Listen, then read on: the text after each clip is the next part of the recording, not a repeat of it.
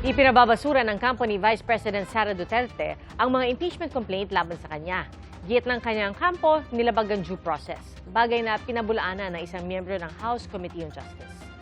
Saksi si Jonathan Andal.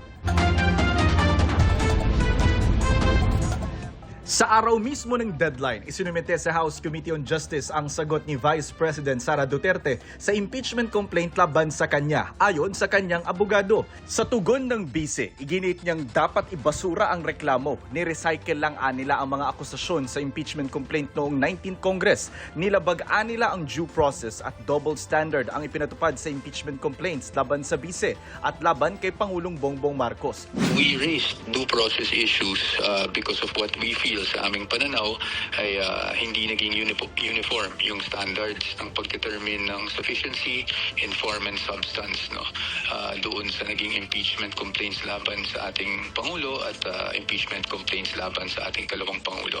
Gate ng kampo ng bise na prejudge o nahusgahan na rin anila ang mga ebidensya laban sa bise. Itinuring din umano na gospel truth ang mga pahayag ng nagpakilalang dating security aide ng bise na si Ramil Madriaga na nagsabing naghatid siya ng milyon-milyong pisong pera para sa ilang individual. Wala raw ni isang ebidensyang inilabas si Madriaga para patunayan ang kanyang mga alegasyon.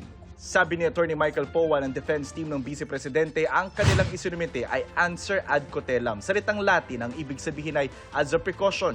Gate niya kasi wala silang dapat sagutin sa reklamo dahil wala umanong nakalagay na ultimate facts o yung mga elemento na sumusuporta sa alegasyon.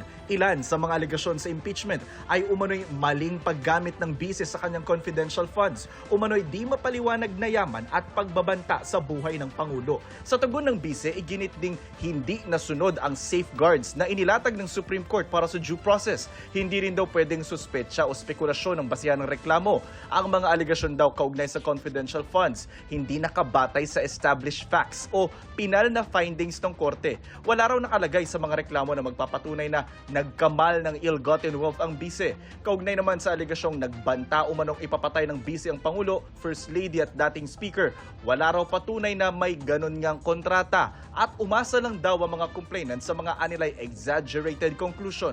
Kaugnay naman ang aligasyong di niya naideklara lahat ng kanyang yaman sa kanyang mga salin, nakabatay raw ang mga aligasyon sa mga disclosure na ginawa bago siya naihalal bilang bise. Sinisikap naming makuha ang reaksyon ng House Committee on Justice. Sa isang pahayag, iginit ni Committee Member Terry Ridon na binigyan ng due process ang bise. Binigyan nga siya ng pagkakataong tumugon pero hindi naman daw sinagot ng bise ang mga aligasyon.